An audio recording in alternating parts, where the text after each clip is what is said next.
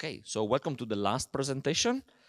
This is also a project, DIGIMAN, from the Technical University of Denmark. Arhimny could not be with us today, so I will present on her behalf. And Arhimny has been a PhD student under my supervision for the past 3 years, and she will in fact hand in her thesis at the end of this month. Okay. So her project is about the integration of some digital technologies in the overall extrusion, we could say, process and value chain. Okay, and this has been done in collaboration with, of course, some of my colleagues from the Technical University of Denmark as co-supervisors, and Interprimo, which is a Danish-based company that owns more than 10 different extrusion factories around the world. And they've been interested in increasing their agility in doing prototypes of extruders. It will be kind of complex at the moment if you use conventional technologies. So what digital technology can do in order to speed up the development of extrusion? And this is the main topic that Arhimny has been working on. So the main idea is to have a faster way to make the tools for extrusion, which are called dies, okay? And again, not in metal, which is the conventional material, but in plastic. So it's additive manufacturing of plastic dies, which in extrusion is a rather new field for sure of manufacturing research. So in a nutshell, you can see this is the digital model of our die, which is made of plastic. It's a gray plastic, but it is not metal. So the die is the element that gives the shape to the extrudate, so the plastic profile, which is extruded by the extrusion machine. And also she's been looking at additive manufacturing, the calibration slides. These are the elements that refine the thickness of the extrudates. So whenever you want to launch a new extrusion product, you need to make one die, and as a matter of fact, a few calibration slides. And they need to be machined. Usually they are in tool steel. So if you have an idea of a new extrusion product, and you want to test that new product, so the design is not the final one. We are experimenting a new extrusion product. You need to have a commission of a few steel elements. They need to be machined. They are quite precise, yes, but they are also quite expensive, and it takes time to deliver them. So why don't we print them, which is faster, because basically it's one additive manufacturing cycle. And also, why don't we make them in plastic? Because as a prototypes, we are not interested in extruding kilometers or thousands of meters of extrusion, but just a few meters, maybe 10 or 20. So you would not spend thousands of euros and wait a few weeks of machining and commissioning just for 50 meters of a new product. It's basically the bottleneck. It's very expensive to prototype. But if we are able to do dies and calibration slides with 3D printing, then it's much more affordable, as we have demonstrated. It turns out that this has not been tried before, and the project is about first showing that it is indeed possible, and then showing how is the viable the industrial implementation, and then how we can digitize the whole prototyping phase, so we squeeze even more the prototyping cycle. In a nutshell, this is extrusion, and this is the extruder. We have our die, the calibration slide, and then the plastic, which of course comes warm out of the die. It's already in solid state, but not completely rigid. or at room temperature, and it's cooled down rather quickly in water. And then we have basically a pull-off unit that with a specific speed, which is also optimized, pull with the optimum force at the optimized speed, the extrudate, so that at the end we have the product we have designed. So Arhimny has been studying the manufacturing process, the extrusion, have done the simulation of the process, and then characterized the final extrudates produced by this innovative process chain. So we have the shaping die with all the characteristics, and it turns out that at the end, after analyzing what's possible today in additive manufacturing of temperature-resistant plastics, we have selected free-form filament fabrication, which is a well-known additive manufacturing process, very cost-effective, so definitely relatively inexpensive, but with highly thermal resistant polymer, which is a carbon fiber filled PIC. So this material will melt at 400 degrees centigrade.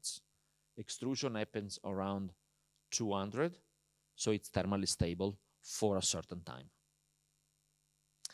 And then the same for the calibration slide. Now, by the time the extrudate is come to calibration, it is a lower speed, so another material has been selected, namely carbon fibers nylon, so polyamide. So a test design has been explored, and this is inspired by an existing industrial product. So we make the research relevant for the industry. And in order to explore several different type of profiles, so we have designed in-house this modular extrusion head that can be disassembled quickly. We can change the die inserts. It can be locked again, and then the extrusion can be performed even with several different profiles.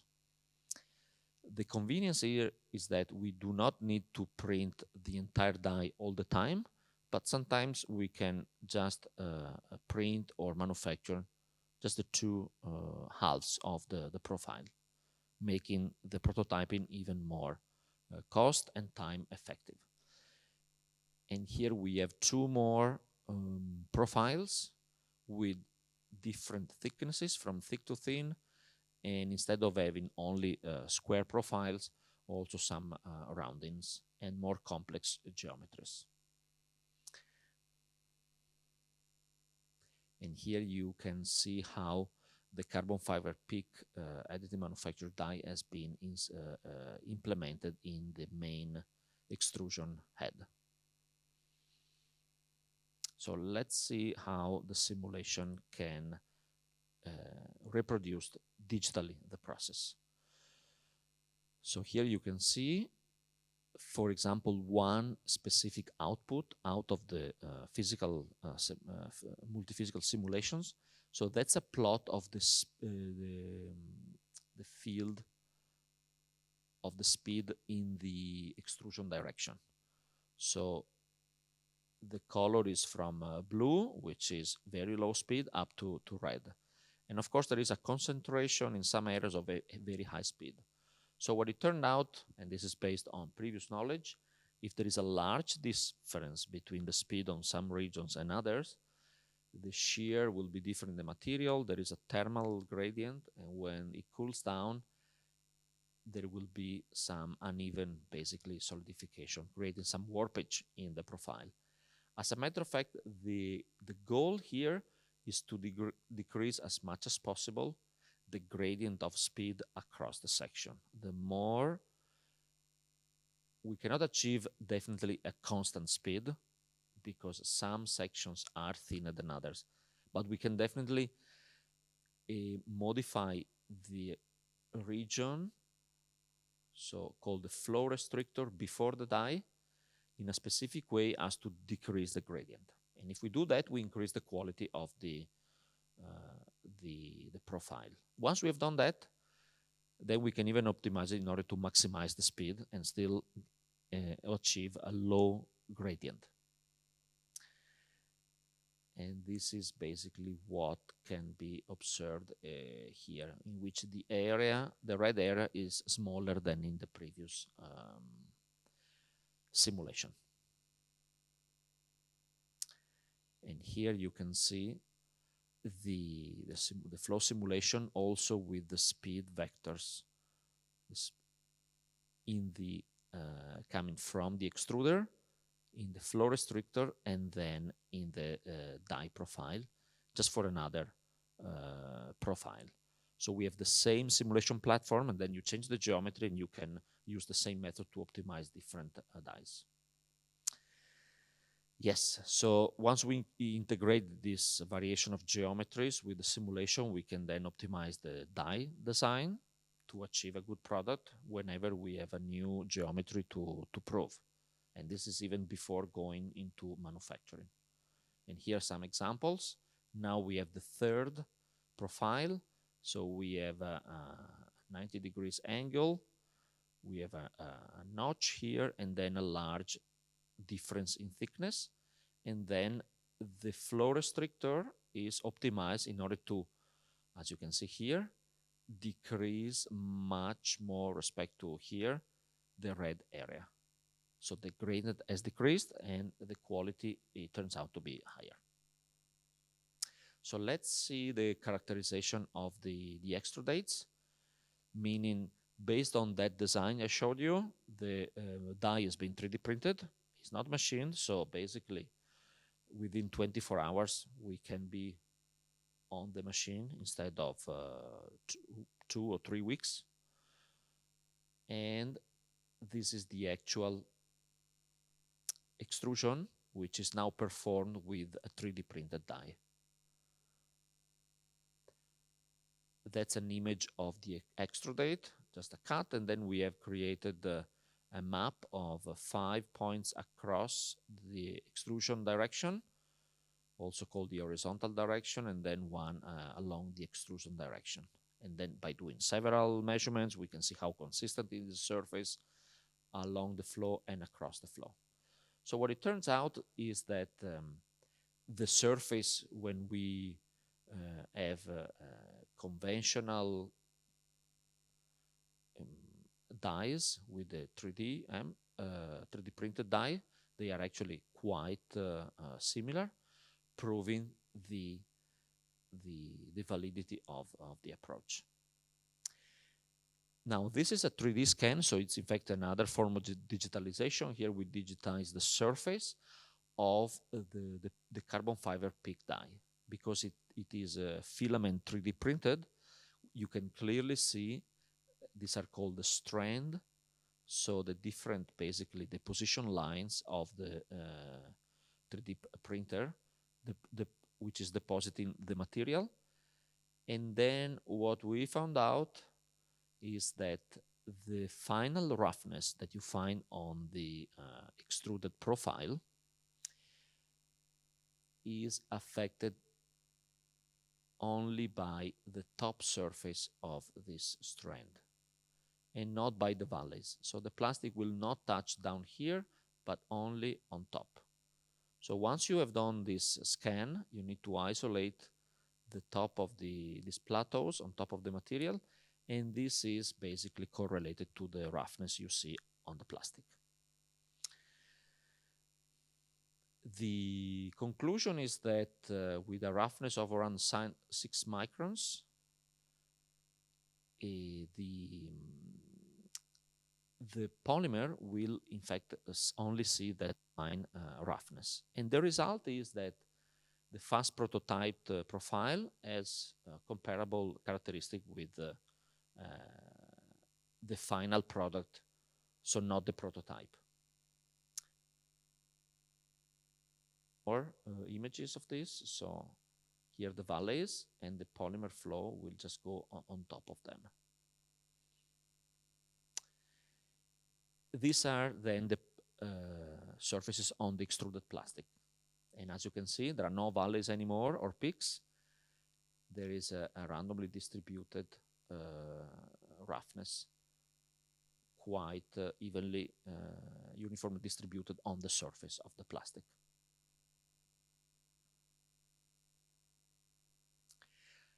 Now we are talking about prototypes, so we do not need hundreds of thousands of meters. We know that, but still the die is made of plastic, so it's not going to last actually very long. But the question mark is how long it's going to last. So here we have experimental images at the end of the extrusion. And here we have been extruding anywhere between 10 and 50 meters. But if you imagine 10, 50 meters, it's long enough to have several meters of prototypes that you can mount on typical application are for ceilings, for example. So windows and technical doors for industrial equipment, typical examples. But then for closed profiles, we are talking about pipes and similar products. So what we are showing here is that before the experiments, the extrusion, the diameter was 15.39, and after there's been a severe expansion up to 55.45, so around 200 microns. The cylindricity of the printed part, see, stays almost constant, and this is due to the steel housing around the 3D printed die, so that hasn't changed much. However, the flatness of this face was around 250 microns when it's new, and of course it's warping quite a lot due to the expansion and the fact that it is constrained, so the surface is trying to get the expansion out of planarity. This is clearly shown here. So that obviously affects some of the quality of the extrudate we can get. And then in terms of tool life, with the thermomechanical simulation, it's possible to import the material properties of the carbon fiber peak. We apply the pressure given by the extrusion, and then we can calculate the three-dimensional stress, the von Mises stress, and see whether this is exceeding the yield, for example, of that material. Also from this project, there's been some good scientific outputs. So 2 articles are on their way for submission and are under revision. And with this, I will conclude. So I thank you for the attention. Of course, we thank Arhimny for her research. Thank you.